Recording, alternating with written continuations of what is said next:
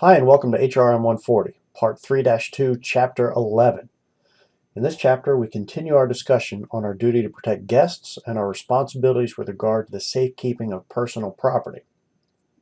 Our competencies for today include a review of the common law rule regarding a hotel's liability for loss of the guest property, the steps a hotel must take to limit its liability for loss of guest valuables, and the guest's personal property and other valuables, and how a hotel's liability varies depending on the location of the guest property, where it disappears from, or if it is lost by fire.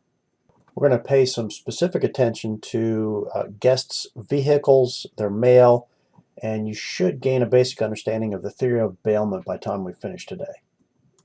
I want to quickly review a concept we've talked about multiple times this semester: the difference between common law and statutory law. Remember, common law is judge-made law, or law that comes from the court system. Statutory law is made by the government. It can be made by the federal government, which is the U.S. House of Representatives and the U.S. Senate in Washington, D.C., or state law, which in our case is the State House and State Senate in Raleigh. Much of the common law we've talked about this semester comes from our Old English notions of what innkeepers were responsible for. Remember, the common law basis of our modern statutory law was espoused in the English case of Rex v. Ivins way back in the 19th century. This should look familiar because we've talked about this maxim since way back in Part 1. Remember, an innkeeper under common law would be liable as an insurer for the loss of guest property and safety. You'll remember that this was in large part due to how dangerous roads were at night and travelers' susceptibility to being robbed, beaten, and even murdered if they were left outside without secure lodgings for the night. Notice that this maxim talks about not only a guest's safety, but also the guest's property. What is shocking is that under this common law maxim, the innkeeper was totally responsible as an insurer. As we see in the illustrative case of Paraskavides versus Four Seasons Washington discussed on page 93 of your text, this could be a huge problem.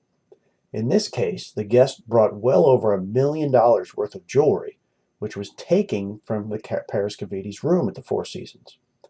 Under common law, the hotel would be responsible as an insurer of this property. However, as you will see once you read the case, there are ways that a hotel can limit this extraordinary liability.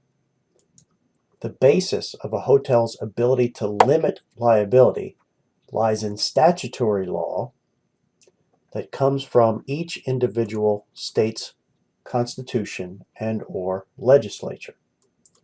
You see, most state governments recognize that the common law liability was ripe for fraud and could have a chilling effect on any of our willingness to open a hotel or to be successful in the hospitality industry. As such, most states, North Carolina included, have enacted a statutory fix. Let's take a look at the North Carolina law, which does just that. Chapter 72 of the North Carolina General Statutes deals with innkeeper liability and provides a way for hotels to limit their liability for the loss of guest property. In order to avail themselves of the limitation, an innkeeper must post notice of the limitation per Section 72-6. This is commonly done through a posting on the back of the door to each hotel room. Assuming that the hotel follows the statutory requirements of this rule, Section 72-2 limits liability for luggage to $100, and 72-3 says that a hotel's liability is limited to $500 for valuables. This limitation can even be extended to valuables placed in a hotel safe if the warning is printed on the receipt for those valuables that the hotel provides to the guest. So the North Carolina General Statute has the effect of reducing a hotel's liability from unlimited to $100 for luggage and $500 for valuables, assuming the statutory requirements are met. At the outset, we talked about the fact that the manner in which the property is lost or destroyed may affect liability. The North Carolina General Statute also accounts for these variations in Section 72-4. If property is destroyed by fire, the innkeeper's liability is reduced to zero. Finally, we should discuss the issue of negligence. If the guest is found negligent in the handling of valuables or luggage, the innkeeper's liability is reduced to zero. If, on the other hand, the innkeeper is found negligent, the limitations of the statute may be lifted, thereby increasing liability. So now we have covered what we most commonly think of with regard to our stay at a hotel, like valuables and luggage. But what about vehicles? We usually bring our vehicles onto hotel property and leave them in a parking lot or in a parking garage, right? And what about mail we receive while staying at a hotel? These are interesting topics, but somewhat easier to understand and deal with.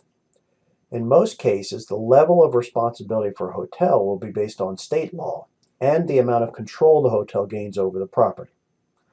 For instance, if a hotel is accepting and holding on to mail for a guest, they become responsible for that property and for its safekeeping.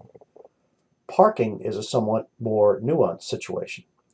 For instance, if a hotel offers outside parking spaces and posts signs indicating that guests are parking at their own risk and the hotel is not responsible for items left in cars, then they are taking almost zero control of the vehicle, as opposed to the hotel parking lot, which they are in control of. And therefore, they assume the lowest level of liability.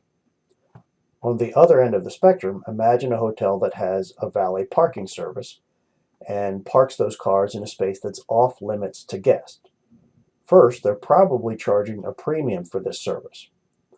Second, they're taking away the guest keys. And third, they're limiting the guest's ability to access their car. In short, they're taking almost complete control under a theory of bailment. In this situation, they are exponentially increasing their liability for loss or damage because of the amount of control the hotel has over that particular piece of property, the car. So that concludes our review of the hotel's liability for guest property.